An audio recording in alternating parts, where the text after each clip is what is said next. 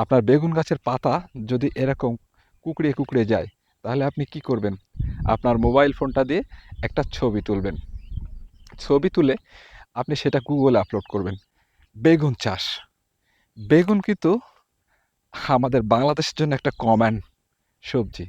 আর আপনার বেগুন গাছের পাতা যদি এরকম কুঁকড়িয়ে কুঁকড়িয়ে যায়, তাহলে আপনি কি করবেন? এরকম কুঁকড়ে যদি যায়, তাহলে আপনি সেই বেগুন ক্ষেতের কারণটা কি, মানে কুঁকড়ানোর কারণটা কি আপনাকে আগে খুঁজে বের করতে হবে।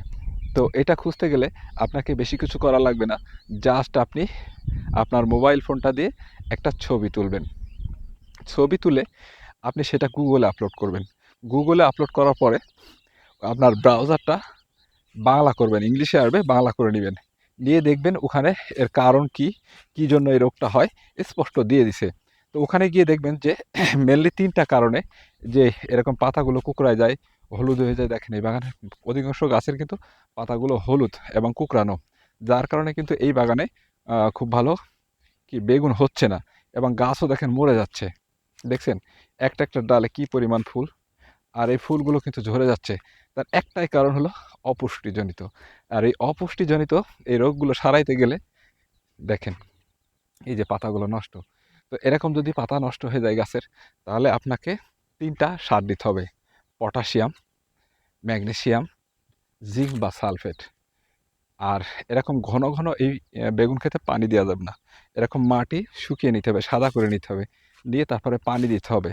আর নিয়মিত এইটাতে আপনার হলো পাতা সতেজ রাখার মতো হলো যে সমস্ত মেডিসিনগুলো আছে, সেগুলো আপনাকে স্প্রে দিতে হবে।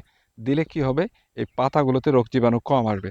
এর প্রত্যেকটা পাতার নিচে, এই যে দেখেন, প্রত্যেকটা পাতার নিচে কিন্তু পোকা আছে, প্রত্যেকটা পাতার নিচে।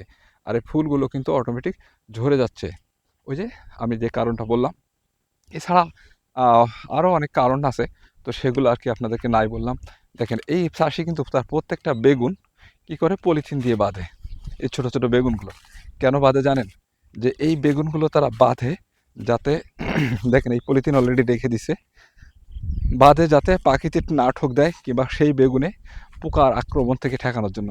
দেখেন ছোট ছোট বেগুন আছে, আর এই গাছটায় কী পরিমাণ ফুল চলে আসছে।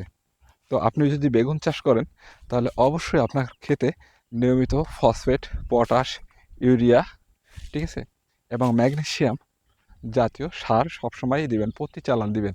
তাহলে আপনার ক্ষেতে কিন্তু এরকম পাতা কুঁকড়ানো কিংবা পাতা হলুদ রং, মানে রোগ কখনো আসবে না। আসসালামু আলাইকুম। আসলে বেগুন চাষ করলে বেগুন গাছের যে পাতা হলুদ হয়ে যায়, পাতা কুঁকড়ানো, কারণটা কি কিন্তু এই ভিডিওতে আপনাদেরকে বললাম কিংবা দেখালাম। তো ভিডিওটা আসলে কেমন লাগলো? ভালো লাগলে অবশ্যই ভিডিওটাতে লাইক, কমেন্ট করে চ্যানেলটা সাবস্ক্রাইব করে পাশে থাকবেন।